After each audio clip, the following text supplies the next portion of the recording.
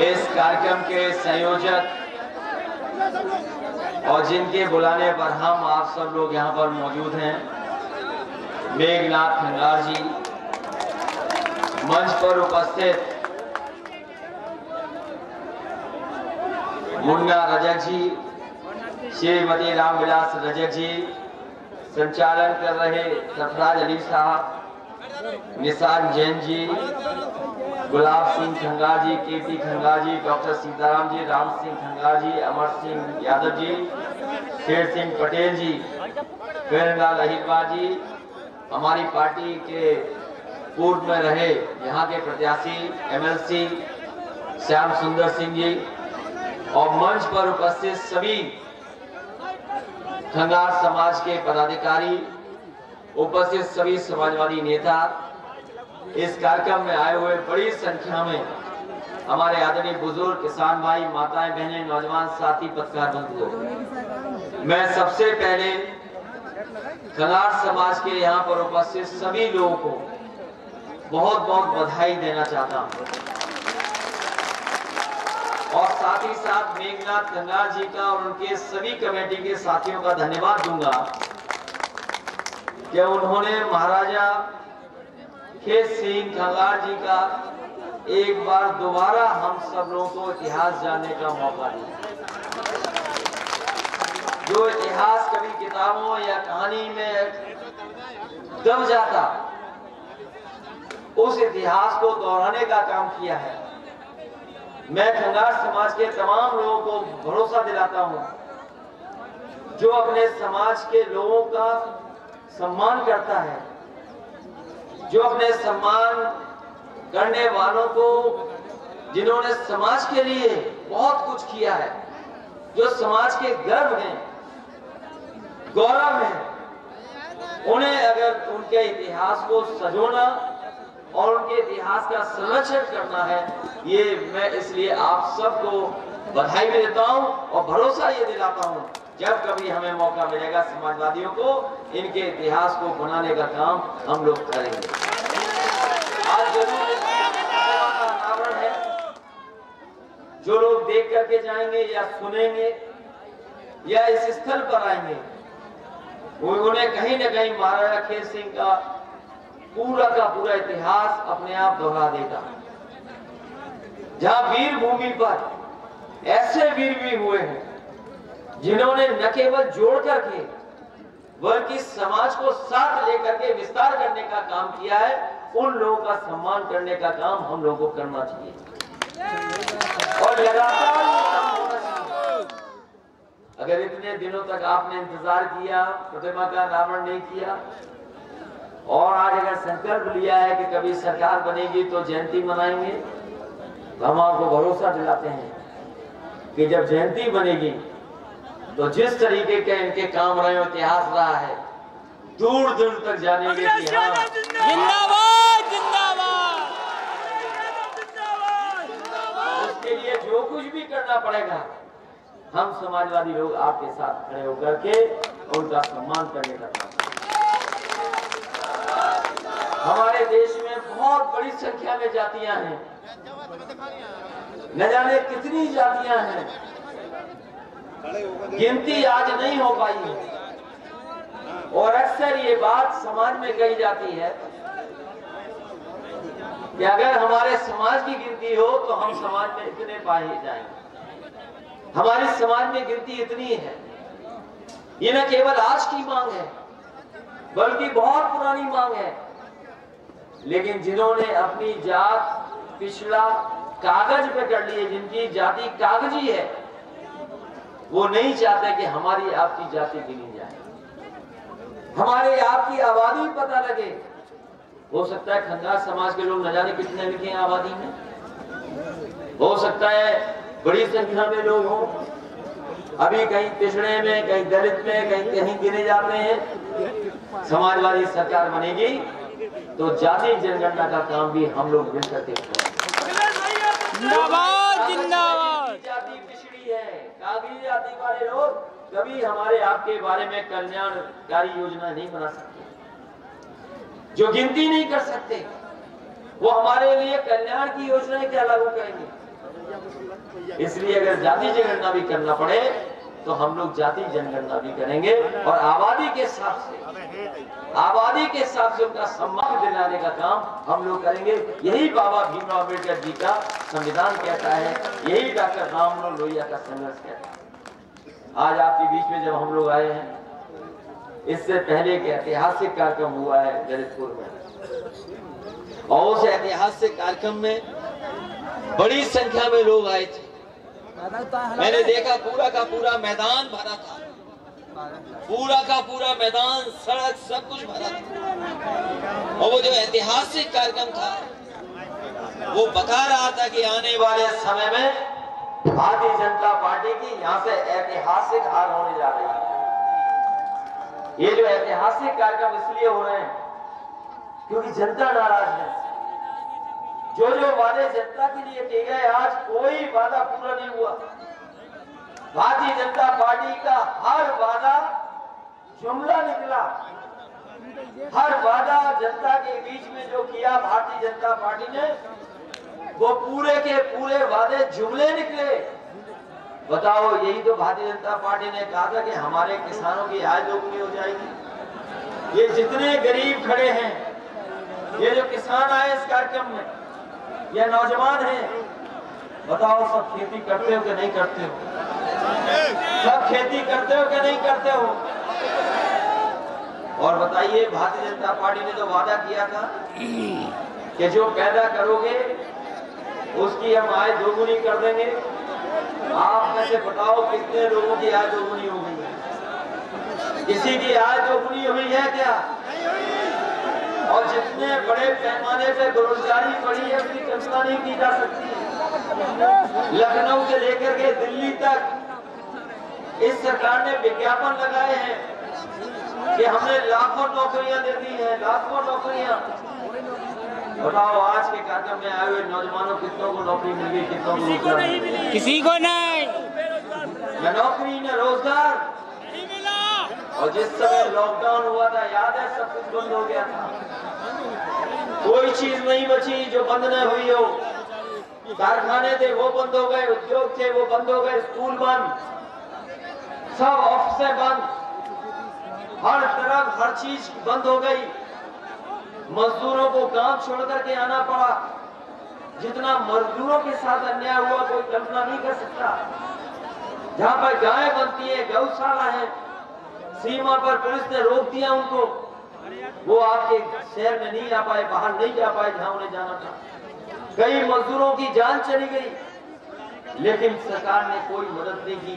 पैदल पैदल लोग घर पहुंचे हैं। कोई कल्पना कर सकता है कि मजदूर चले हो गुजरात से, मजदूर चले हो महाराष्ट्र से, उनका कोई इंतजाम नहीं किया।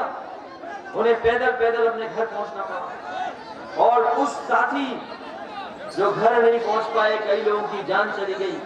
सरकार ने न बस दी, न ट्रेन दी, न गाड़ी दी। और जब जान चली गई उस समय भी कोई मजदूर की मदद नहीं हुई। अगर किसी ने मदद की थी, जिन मजदूरों की जान गई, तो वो समाजवादी पार्टी थी। उनके परिवारों की मदद करने का काम था। और खेतों में कोई काम कर रहा था तो वो किसान काम कर रहे थे। अगर किसान काम नहीं कर रहे होते तो हमारी अर्थव्यवस्था बचती नहीं, अर्थव्यवस्था चौपट हो जाती। किसानों ने अर्थव्यवस्था बचा ली। किसानों ने उस समय भी जब लॉकडाउन था, खेत में काम कर करके देश को बचाने का काम किया। जो किसान हमारा पेट भरता है, जो किसान हमें कपड़े देता है, उसी किसान के साथ बताओ भारतीय जनता पार्टी ने क्या किया? भारतीय जनता पार्टी ने जो किसान अपने हक के लिए निकले थे, उनके ऊपर जीप चढ़ाने का काम किया। डायरेक्ट से किसान कुचल दिए। कहीं अगर ऐसा हुआ तो बता दो। ये भारतीय जनता पार्टी के लोग वादा करने के लिए जीप चलाते हैं, जीप चलाते रहते हैं सुबह से शाम तक। अगर कोई देश में सबसे ज्यादा जीप चला रहा है वादे करने के लिए तो भारतीय जनता पार्टी। और अगर किसान अपने आंदोलन करके अपना हक मांगने आए तो उन्हें जीप से जान ले लेते हैं। सोचो ऐसे लोग। इसलिए हम आपको भरोसा दिलाते हैं, जो अन्याय किसानों के साथ हुआ अन्याय नहीं होने देंगे। जिस तरीके से आज खाद नहीं, बताओ, खाद के लिए लाइन में लगना पड़ रहा है कि नहीं लगना? और खाद है ही नहीं, 1 महीना से मर रहा है। खाद है नहीं, डीएपी नहीं। ये वही भारतीय जनता पार्टी के लोग हैं जो लाइन में लगा देते हैं हमें और आपको। नोटबंदी में लाइन में लगे थे कि नहीं लगे थे? नोट बंद कर दिए एक रात में, नोट खत्म हो गया। ये भारतीय जनता पार्टी के लोगों को पता ही नहीं है कि रुपया काला सफेद नहीं होता, हमारा आपका लेन देन काला सफेद होता है। रुपया काला सफेद नहीं होता, हमारा आपका लेन देन काला सफेद होता है। इन्होंने नोटबंदी कर दी, लाइन में लगना पड़ा, खाद के लिए लाइन में लगना पड़ रहा। कोरोना बीमारी के समय बताओ, दवाई के लिए लाइन में लगे, अस्पताल जाने के लिए लाइन में लगे, और इस बार यही गरीब लोग लाइन में लग करके भारतीय जनता पार्टी का सफाया करने का काम करेंगे। बताओ, लाइन में लगे तो हटाओगे कि नहीं हटाओगे? हमारे गरीबों को कोई नहीं पूछता, गरीबों की जेब काटी जा रही है। ये डीजल पेट्रोल जो महंगा हो गया, 100 के पार हो गया, पेट्रोल का नहीं हो गया। याद है वो समय, याद है वो बात कि भारतीय जनता पार्टी के लोग कहते थे कि हवाई चप्पल पे चलने वाले हवाई जहाज पे चलेंगे। कोई हवाई चप्पल वाला हवाई जहाज पे चल के आ गया कि नहीं आ गया? और जो हवाई जहाज उड़ते हुए देखते हो कभी आसमान में, ये सरकारी थे, ये बिक गए, अब सरकार के नहीं बचे। और जहाँ हवाई जहाज खड़े होते हैं, एयरपोर्ट बिक गया, पानी के जहाज बेच दिए, पानी के जहाज जहाँ खड़े होते हैं बंदरगाह वो बेच दिया, ट्रेनें बेच दी, और ट्रेन जहाँ खड़ी होती है रेलवे स्टेशन वो बेच दिया। ये फेंकू सरकार तो थी, अब ये बेचू सरकार भी हो गई है। सब बेच दिया इन्होंने। और हवाई जहाज पे बैठ नहीं पा रहा है हवाई चप्पल वाला, हवाई चप्पल वाला हवाई जहाज पे नहीं बैठ पाया। और इतना डीजल पेट्रोल महंगा कर दिया कि किसी की गाड़ी नहीं चल पा रही और हमारे नौजवानों की मोटरसाइकिल नहीं चल पा रही। और आपकी जेब काट रहे हैं, आपकी जेब काट रहे हैं, और अमीरों की तिजोरी भर रहे हैं। जो लोग गरीब थे 5 साल पहले, ज्यादा अरबपति नहीं थे, वह देश के सबसे बड़े पैसे वाले लोग। जब हमारी आपकी आमदनी कम हो रही, बताओ आमदनी कम हो रही कि नहीं हो रही? आज हमारी आपकी आमदनी आधी हो गई और महंगाई दोगुनी। आमदनी हो गई हमारी आधी, महंगाई हो गई दोगुनी। बताओ खुशहाली कैसे आएगी? जब आमदनी आधी हो जाएगी, महंगाई दोगुनी हो जाएगी, तो बताओ हमारे आपके बीच में खुशहाली कैसे आएगी? इसीलिए हम कह रहे हैं प्रदेश को चिलिमजीवियों से बचाओ। जो लोग धुआं उड़ा के सरकार चला रहे हैं, जो लोग धुआं उड़ा के सरकार चला रहे हैं, उनसे हमें और आप सबको बचाओ। क्यों धुएं वाले लोग ये बातें नहीं जानते कि गरीब कितना तकलीफ और परेशानी में है, कितनी परेशानी में है। समाजवादी सरकार थी, समाजवादी सरकार थी तो उस समय हम लोगों ने, जो बच्चे पढ़ रहे थे, आगे की पढ़ाई करने जा रहे थे, उन्हें लैपटॉप भी दे दिया था, जिससे कि वो कम से कम पढ़ सके, दुनिया को समझ सके, देख सके। क्योंकि आज हर चीज इंटरनेट पे चली गई, मोबाइल पे चली गई।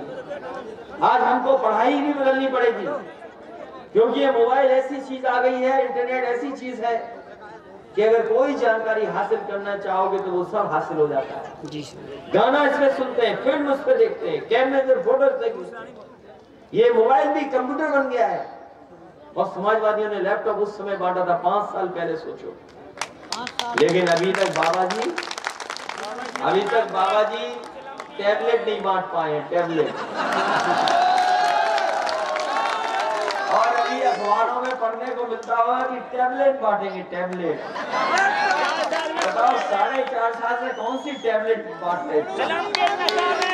ये कोई बुखार की टैबलेट थोड़ी है, ये तो कंप्यूटर की तरह टैबलेट है दूसरी।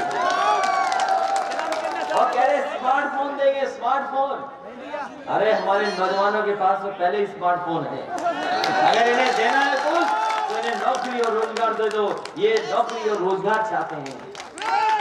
जिंदाबाद। जिंदाबाद। बाबा मुख्यमंत्री लैपटॉप क्यों नहीं दे रहे हैं? जब ये सोचना जाकर के अकेले में, ये बाबा मुख्यमंत्री लैपटॉप क्यों नहीं दे रहे, कंप्यूटर? वो इसलिए नहीं दे रहे कि वो खुद चलाना नहीं जानते, और अगर चलाना जानते तो आपको दे देते। इसलिए बताओ, योगी सरकार चाहते हो कि योगी सरकार चाहते हो? योगी सरकार। और नाम बदल देती सरकार, ये नाम बदलने वाली सरकार है। अच्छा हुआ आप चिट्ठी लेके महाराजा वहां नहीं गए, कैसे गंगा जी का। अच्छा हुआ ये मेघनाथ गंगा जी गए नहीं मुख्यमंत्री जी के पास। अगर ये गए होते मेघनाथ जी, हो सकता है इनका भी नाम बदल देते।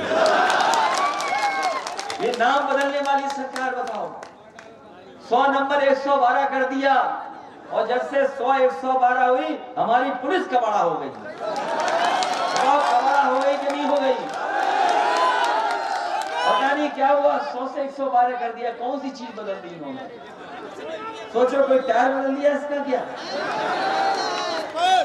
इस व्यवस्था को भी कबाड़ा कर दिया इन्होंने। इसलिए आप सबसे हम आज निवेदन करने आए हैं, मौसम बदल गया है, मौसम बदल रहा है, और अब चुनाव को ज्यादा समय नहीं बचा है।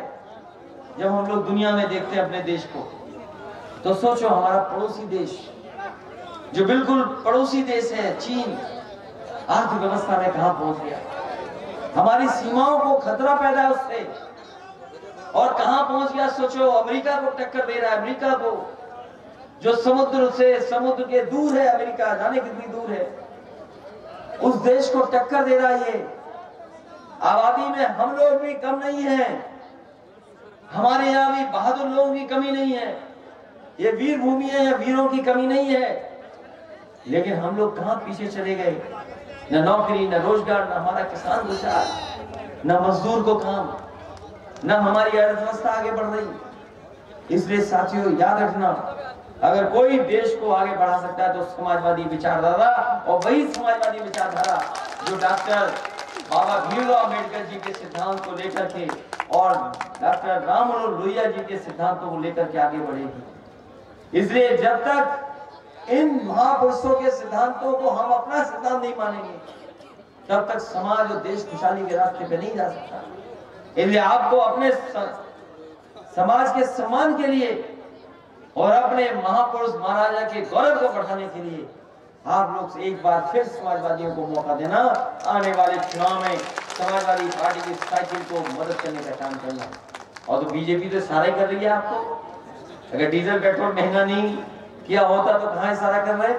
वो इसलिए कर रहे हैं कि डीजल पेट्रोल पे भरोसा मत करो, अपनी मेहनत पे भरोसा करो, पेडल पे भरोसा करो और हैंडल पे भरोसा करो।